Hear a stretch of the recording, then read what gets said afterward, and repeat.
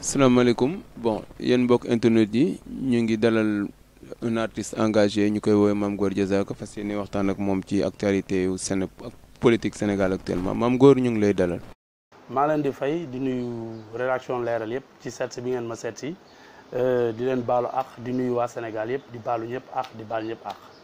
d'accord Mame Goor dañu laa seetlu ci wàllu engagement par rapport ak développement wu Sénégal ñi nee nañ da nga ànd ak nguur gi. ñi nee nañ àndoo nguur gi da ngay défendre ay cause noble moo taxoon nag léegi genre événement yu mel nii dañuy faral di interroger nit ñi nga xam ne nit ñi tàmm lañu leen dégg ñuy wax ñu waxtaan ci jamono yi Sénégal ak réseaux sociaux yi ak façon di ko nit ñi di utiliser di génnee ay wax yu ñaaw ak yooyu noonu noo xalaatee loolu. waaw xam nga wax bu ñaaw moom yaa ko tudd wax bu ñaaw boo ko déggee mooy lu rafetul te mën naa ni Sénégal benn bopp la kenn mënu ko xar ñaar parce que Sénégal dëkku teraanga la dëkku sutura la dëkku Serigne Touba la dëkku Maam Alaaji Malick la dëkku nit ñu baax ñi la comprendre la donc nag man dafa am benn phénomène boo xam ne mooy comme bi nga wax léegi par rapport ak réseaux sociaux yi développement la nag parce que àddina bi moo toll foo xam ni tey mën nga nekk fii wax ki nekk États-Unis dégg la mais tey képp koo xam ne tey ni réew mi di doxee da nga jàpp ni neexu la wala da nga jàpp ni réew mi ni muy doxee baaxul wala doxul am nga droit kaas ko tey boo gisee ni ndox dafa manqué war nga ko mun wax su ceeb chéré wala diwlin wala xale yi amuñu liggéey wala nit ñaa ngi dee ci hôpitaux yi fajiwuñu comprendre la soo ko kaasee man damay ànd ak yow dama lay soutenir man ki nga xam ne tey jii mënuma ko supporter mooy ki nga xam ni day jël di dagg ay saaga ndey wala muy wax yu ñaaw di ko jëmale ci kilifa yi nga xam ne. mais loolu façon opposition la rek. ku nekk ak sa façon. d'accord xam nga nit ki mun nga opposer. mais kenn du saaga sa way jur bi la jur tey di nga am sa way jur ngeen bokk ci benn kër muy sa way jur la nga dem ba nekk mu kàllaf mu taxaw yow di la jox ay directives même soo si àndulee doo ci ànd di nga wax ak moom dans la plus grande discipline ni ko ah maman lii de deetuma ko def wala papa lii du ma ko def waaye lii ak lii ak lii moo ci sama xalaat ci sama gis-gis parce que sénégalais baaxoowul woon ñu xam ko ci wax ju ñaaw Sénégalais li ñu xam moom mooy sutura xam ni lu baax. mais xam nañ Sénégalais itam ci baalu Sénégalais boo baaloo rek dañ lay daal di jégal. waaw non Sénégalais moom boo jégaloo ñu jégal la parce que boo xoolee la plupart des Sénégalais c'est des musulmans tey boo compté 100% Sénégalais les 90 ay musulmans lañ te dañ ni nit ki mën na la tooñ ba ñëpp xam ni tooñ na la mu jégalu la nga jégal ko te yàlla tax loolu dafay am mais tey jii ñi nga xam ni peut-être defaguñu ko moo tax may parce que dañu am ay doom dañu am ay rak. dañu am ay sœur dañoo am ñoo xam ne ñun dañ fiy jógee ñooñu ñëw remplacer ñu donc dañ fi war a bàyyi woy bu rafet mais tey jii lu ma gis tey jii ci réseaux sociaux yi man duma ci mësu ànd mooy toog ci benn ruq yow kese yor sa téléphone diw su ma la jàppee dinaa def noonu sa ndey diw su ma la jàppee naa def noonu sa way jur noo jàngatee geste bi nga xam ne moom la président def maanaam ignorer genre affaire yooyu noo jàngatee geste boobu. voilà non parce que tey jii peut-être am na piège boo xam ne ñu ngi ko doon tendre pour dugal ko ci parce que tey jii ñu bëri dañuy wax ni man mii di wax ak yow tey Karim Wade bi ñu ko jàppee dama taxaw xeexal ko bu mu génn kaso te mës naa ko wax ci benn émission télévisée nee naa leen bis bu ñu bàyyee Karim Wade man deetuma attaqué nguur gi mooy attaqué nguur gi mooy tey Karim Wade dafi nekk papaam nekk yor réew mi benn moment ñu gis ni ñu yore woon réew mi normal ñu jëlee leen fi indi fi président Macky Sall mu ñëw ñu ne dañuy def réduction des comptes jël nit ñi kenn ku nekk li nga xam ne def nga ko ñu teg ko ci table bi mais benn moment man dama jàpp ni Karim ci sama gis-gis dañ ko ciblé woon ma sotle ko jàppale ko mais sotle ko jàppale ko taxul ma nekk militant am sympathisant la donc tey jii bu demee ba nga xam ni lëndëm boobu mu nekkoon jeex na mu jóge ci am naa droit gis kenn ku nekk boo tegee sa bilan ma gis ki nga xam ni bilan intéressé na ma ànd ci moom mais tey président de la république tey ni mu doxalee par rapport ak ñi ko offensé ñëpp mu jégal leen borom kër noonu lay def nit ki da ngay jégale di jëlale te yàlla tax parce que ku dul jégale motoo njiit mais ku dul faj tamit motoo njiit parce que benn moment am na loo xam ni bu demee nag ba xam ni dañ ci yegsi pour war ko faj dañu war a taxaw faj ko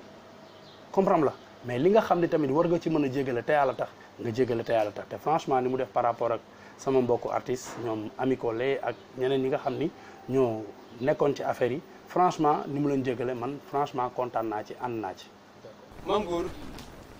Kémi Séba doomu africain la ñëw nekk Sénégal am fi njaboot di fi dund ñu xëy génnee ko Sénégal yóbbul ko tubaab yi lan mooy sa xalaat ci loolu. lan la def. dafay préparer manifestation le 16 septembre taal na junni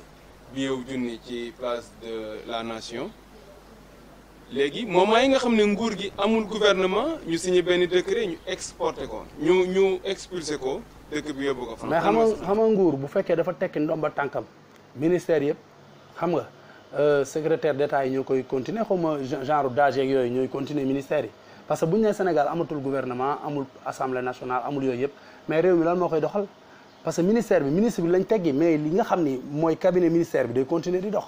est-ce que comprendre la man mënuma d'accord un africain buy jël xaalis di ko lakk. non c'est soo amee droit non c'est symbolique. waaw d'accord naa lu symbolique su la neexee mun nga ko defee nu la neexee sauf ba mu des lakk xaalis pays développé yi sax man bu fekkee ni pays développé nga bokk di taal xaalis du ma ànd ak yow du ma ànd ak koy lakk xaalis ak nu mu ko mën a lakke nag parce que tey jii Semi Keba tey mun na kaas affaire u CFA ni moom dafa bëgg pour état africain yi am seen xaalisu bopp def ay conférence def ay marche def affaire u nekk mais lakk xaalis man du ma ci ànd ak kenn parce que tey jii boo taxawee di lakk junni am na sa beneen mbokk africain boo xam ne tey jii bu xëyee du añ du reer du ndekki te junni boobu nga taal mën na ci añ reer ndekki ci am na ñoo xam ne junni du dara ci ñoom mais am na ñoo xam ne junni dara ci ñoom la man ànduma ak nit kuy taal xaalis benn Kémi moom nee na activiste la c'est un franco-béninois pourquoi demul Bénin mu lakkee foofu xaalis bi na dem Bénin mooy pays original bu fekkee ni tey jii système tubaab bi arrangé wu ko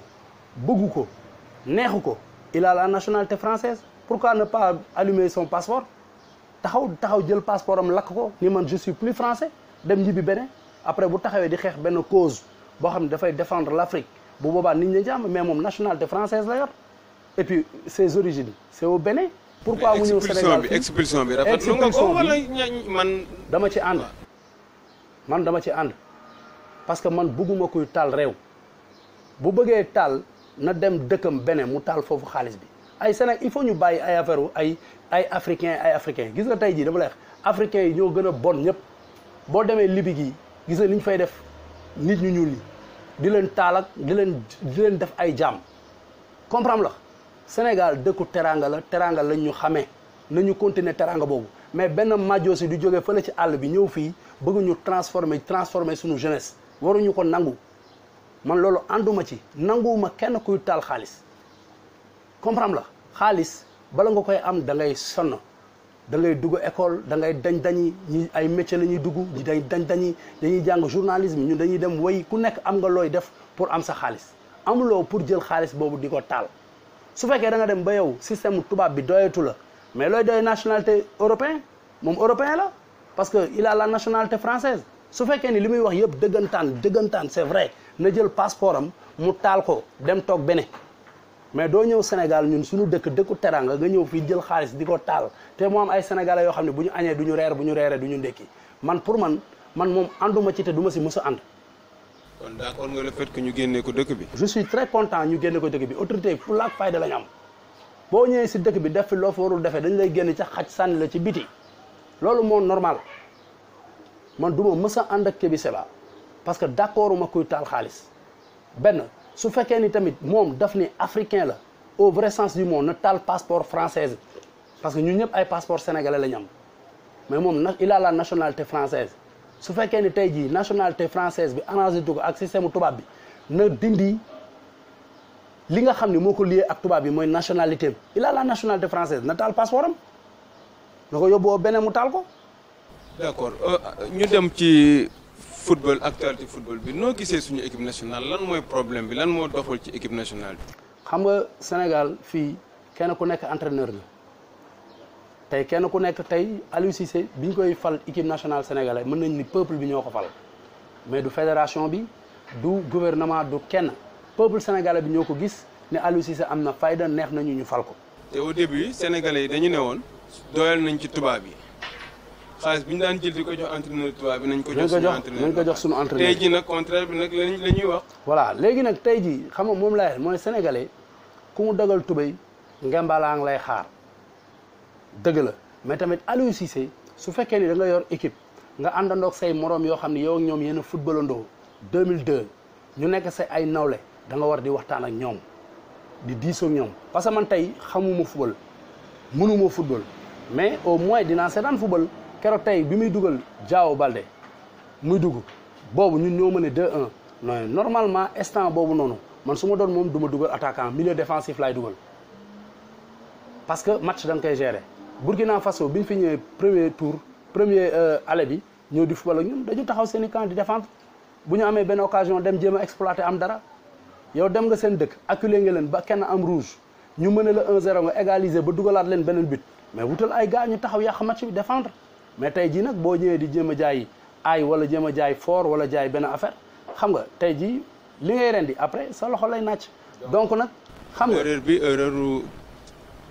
entraîneur ci la bokk mais nag du entraîneur day def faute rek dañ ko war a dàq war nañ ko bàyyi may ko chance am mu eggali championnat bi mais fédération bi ñi diriger fédération bi yenn saa yi damay dégg El Hadj Diouf di leen sànni xeer ak yooyu moom dafa gis ne ñi yor fédération bi ñoom ñoo doxalul du joueur yi du entraîneur yi voilà loolu moom ànd naa ci mooy footballeur yi ñu ngi def seen métier entraîneur bi mu ngi def métier mais y a benn fédération bu fi nekk depuis 12 ans Augustin c'est mon ami sànniwu moo ko xeer li mu nekk yéene naa ko su ma sañoon jàmm la ko yàlla di may mais soo dee def benn affaire pendant 12 ans d'échec demoo amoo coupe demoo final jëloo benn trophée franchement war nga mun jël siège bi jox ko keneen mu gérer parce que Malick Sy Souris dafa ñëw fii jël ñu yóbbu ñu coupe d'Afrique finale coupe d'Afrique tout instant boobu mën nañu wax ni Sénégal nañ bàyyi mu soxaatu tout dem mais ba mu paree dafa kii bàyyi jël jox leen donc ñoom def nañ fi 12 ans doxul nañu changé jox keneen mu ñam mais boo bëggee yow toog xam nga budget ah ay milliards la voyage yi yomb na la xaalis bi neex na tout mais man gisuma ni daal liggéey bi ñu war a liggéey dëggantaan ñoom ñu ngi koy liggéey parce que bu ñu ko liggéeyoon Sénégal du taxaw ak benn équipe parce que on a de très bons joueurs footballeurs yu mag la ñu am ci club yi gën a mag ci àddina bi la ñuy football donc nag tey jii suñu amee organisation bu baax du ñu taxaw ak benn équipe africaine franchement. ñu delluwaat tuuti ci politique bi. fan yi Mohamed Boun Abdallah Dionne premier ministre déposé na démission am lendemain bi ñu falaat ko bett na la wala bettu la. non bettu ma li tax bettu ma moom mooy Mohamed Boun Abdallah Dionne pour man laa wax de Sénégal bi ñu dalee am premier ministre ba léegi mooy meilleur premier ministre bi ñu mës a am parce que Boun Abdallah Dionne c'est un Sénégalais boo xam ni jàng na am na ay diplôme Boun Abdallah Dionne nit la koo xam ni Sénégalais yi ruus nañ ko parce que il est poli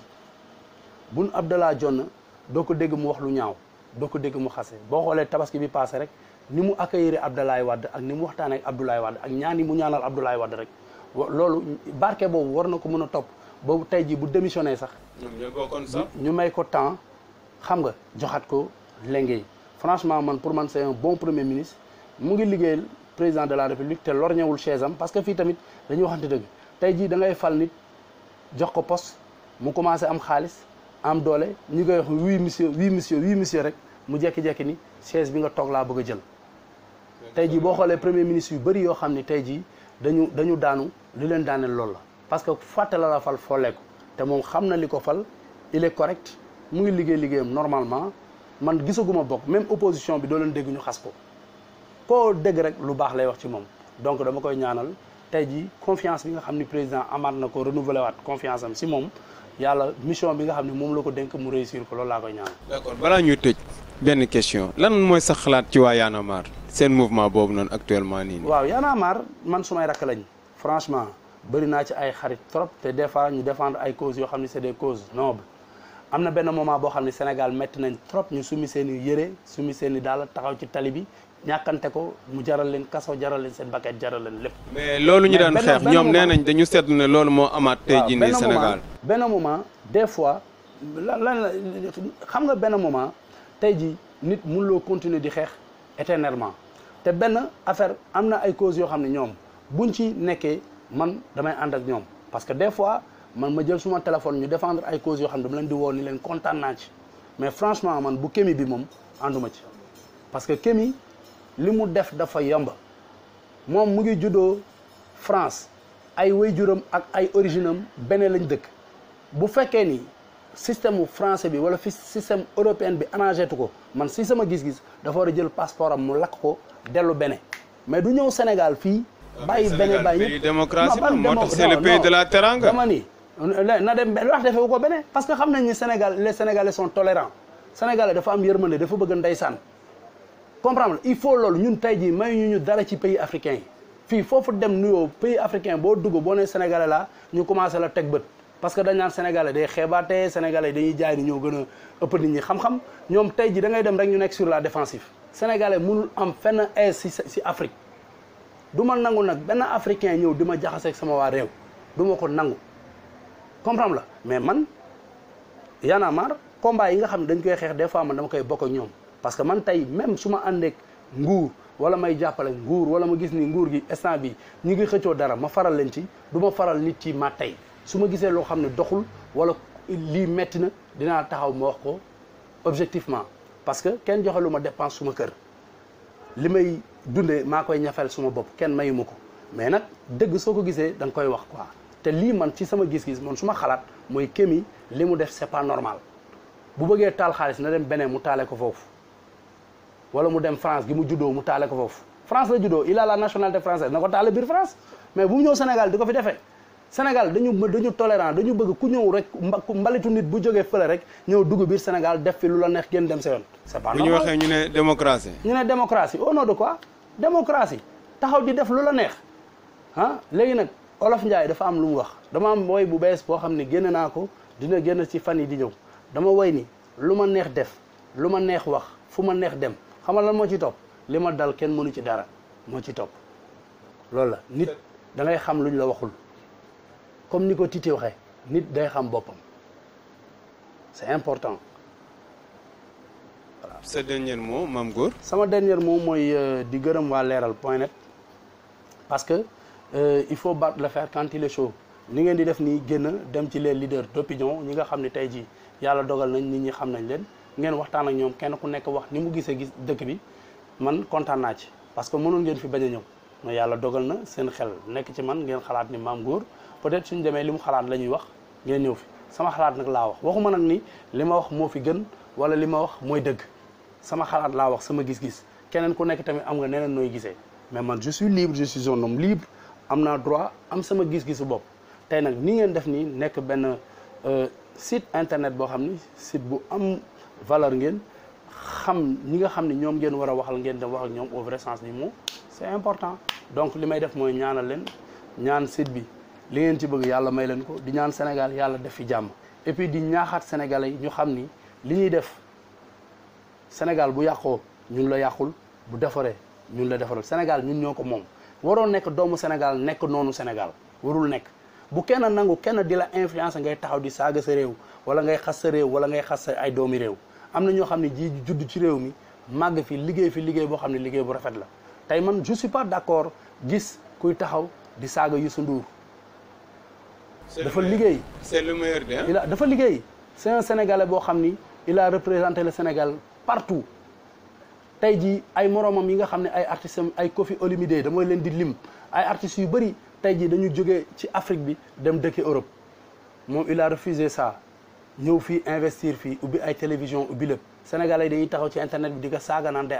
arnaqué Sénégalais yi day def lii Sénégalais mais nit kuy jóg di liggéey sa intérêt moo tax ba nga ci am benn bénéfice mais au moins il a embauché des Sénégalais ñuy liggéey donc nag nañu rafetalaat xel yi tàppe xol yi comme ni ko maam Abdou Aziz Sy doon def ñu xam ne ñun ñoo bokk ndey ak baay Sénégal benn bopp la kenn mënu ko xar ñaar mais da ngay gis benn gain boo xam ni day dem ba live am peut-être mu xam a découragé taxaw rek jël téléphone am enregistré di saaga ma Samba di saaga ma Demba di saaga nit soo ko ñemee da ngay ñëw ba jàkkaarloog moom nga ne ko diw boobu ne la naa nga ne ko san nangam taan mais kan ngay bëgg a waxal nii wala non bëgg a waxuma kenn c'est que damay wax rek parce mais que fan yi nag dégg nañ ne am na benn ndaw soo jóge États-Unis ñëw indaale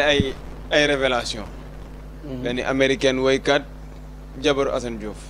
ah non mais bu ñëwee ñu déglu lan lay indi parce que man tey jii Assane moom nga lim sax yow yaa tudd turam yàlla dogal na nit la koo xam ne xam naa ko ba ma koy xam demul États-Unis sama mbokku taalibe la dëgg la peut-être am na lu ko metti benn moment mu taxaw yuuxu ko ba ñëpp dégg ko ñëw na si réew mi xam nga mu ngi def live am ni mu koy defee normalement te tey jii ni mu koy defee nii tey jii ànd naa ci tey mu ngi def ay live yu nice ci réseaux sociaux yi te déggoo ko mu saaga déggoo ko mu wax dara. saaga bi daal moom nga ñaawlu moom si doon déranger mais comme man ni muy doxale Baye Fall la man dama ci ànd parce que nit da ngay wax dëgg il faut battre le fer quand il est chaud su wax dëgg jotee nga wax ko mais man daal li ma doon déranger mooy saaga ndey comme yàlla dogal na bàyyi na ko tey mu ngi def ay live yu normal yu nice maa ngi koy seetaan donc xam nga dama koy féliciter encourager ko et puis ñaanal ko nag ni ko lu mu gën a moytu saaga yi na ko moytu parce que tey ji yàlla dafa dogal ni moom dafa war a gudd fan dafa war a nekk mag dafa war a dund 80 ans te ay sëtam ak ay doomam dañu war a toog à travers le net te tey ji boo xoolee réseaux sociaux yi àddina bi lu mu gën a yàgg muy gën a développé te waruloo toog dem ba toog ak say sët ñu lay nettali dara loo xam ni suñ koy wax da ngay xaw a am kersa wala dara mais ci show bi nii mën nga am benn voilà benn affaire bi nii mais benn moment mën na dem ba nga xam ni di nga bëgg a sax regretter loolu fekk regret wees man nag sama frère maa ngi koy nuyu à travers le net parce que bi mu ñëwee ba léegi gisante wuñu ñoo daan añandoo restaurant Kër Bamba di nekk ci ñoom kase siki mu naana sama nit la donc bi ma ko seetaanee ci réseaux sociaux yi muy wax xam nga gis naa ni la ci genn wàll lu bëri lu muy wax am na ci yu bëri yoo xam ni day nekk dëgg parce que nit ki bu fekkee ni da ngay gis ni sa réew am na yoo xam ne doxul nga koy wax man dama koy rafetlu mais lenn rek laa xam ne moo ma ci doon déranger muy saaga ndey te comme yàlla dogal na léegi bàyyi na ko alhamdulilah rabil alamin dañ koy ñaanal rek xam nga voilà li nga xam ne moom lay séntu ci Sénégal yàlla may ko te muy doon lu baax loo xam ne dina arranger Sénégal arranger ñëpp voilà maanaam yéen a bokk même li ngeen di xeex mais ku ci nekk ak sa façon bi nga koy xeexee voilà yow daal li nga d'accordul mooy nit ñuy jóge fële ñëw fii nii ci dëkk bi waaw non ñuy jóge fële ñëw fii jël ay xaalis di ko taal tey ji da ngay génn léegi gis benn màgget gu taxaw fii bëgg a dem Parcelles Assainies amul paas da ngay gis ay nit yoo xam ne du ñu añee du ñu reer da ngay gis nit ñoo xam ne dañuy feebar am problème mu piqûre tétanos boo xam ni bu ñu amee 600 wala 700 francs yow nga jël billet 5000 taal almet teg ci parce que nee nga da ngay défendre cause ki te yow yaa ngi yor nationalité française damal nga taal sa passeport da ngay dem taal nga ni léegi man juddootuma ci yéen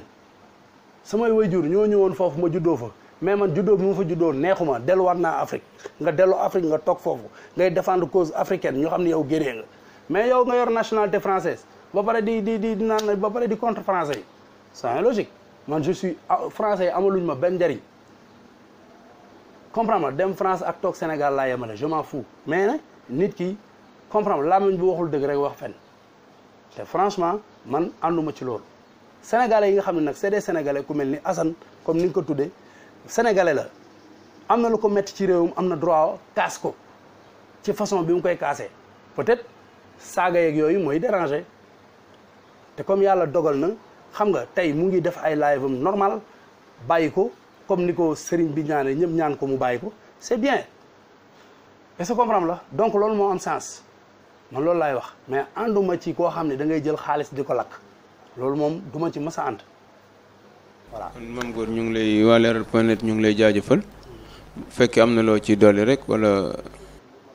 mais li ma ci dolli rek mooy di ñaan tey jii Sénégal yàlla def fi jàmm def fi tawféex y'a un nouveau gouvernement boo xam ne incha allah dinañ ko fal tey ci ngoon yàlla nekk gouvernement bu jig Sénégalais yi xam nga di ñaax tamit nguur gi ci ndox bi ñuy dégg ni temps yi dafay manqué ci ay gox yu bëri ñu jàppale ñu ci ndox am et puis xam nga jàppale jeunesse bi ñu gis seen bopp ci dëkk bi xam la li nga xam ne tey jii métti na Sénégalais yi te autorités yi benn moment ñoom ñoo koy subir parce que gars yi bu ñuy xas ñoom la ñuy xas gars yi bu ñuy saaga ñoom la ñuy saaga bu ñuy attaqué ñoom la ñuy attaqué des fois nga tànqam lu saaga yi xool li nekk ci ginnaaw wax yi nga xam ni moo tax gars yi mer bay saaga nga xool liñ ci mën a saafara parce que nag tamit nee nañ satisfaire ñëpp kenn mënu ko mais la plupart des sénégalais yi nga xam ne tey ji mooy besoin ndox xam nga lekk ak naan liggéey xam nga yenn affaires yi nga xam ni sénégalais yi bëgg nañ ko ngeen dimbali ci sénégalais yi gis ci seen bopp comprendre la président Macky Sall tamit maa ngi koy encouragé ci benn affaire mooy gis naa ni muy doxale léegi par rapport ak bi muy door a démarré man moo ma gënal parce que léegi franchement gis naa ni mu ngi gën a njaboot mu ngi gën a uuf sénégalais yi mu ngi jéggale tey jëlale te njiit soo ko nekkee da ngay jéggale di jëlale comprendre la parce que mënoo ni ku ma def rek ma def la njiit bu la yàlla jiitalee da ngay yërëm ñi nga jiite mais nag yow mi ñu jiite parce que way naa ko su la yàlla jiitalee na nga yërëm ñi nga jiite mais yow mi ñu jiite tamit nga wekki la jiite bin te gooto réew mi ñoo ko moom loolu laay tëjee. jaajëf.